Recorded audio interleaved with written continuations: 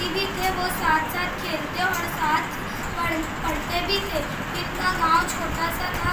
गांव में कच्चे पक्के मकानात थे, छोटे छोटे रास्ते थे, लेकिन ये छोटा सा गांव बहुत खूबसूरत था। गांव में मगरिब की तरफ एक पहाड़ी थी, सामने मशरिक की तरफ एक नदी थी। नदी के उस पार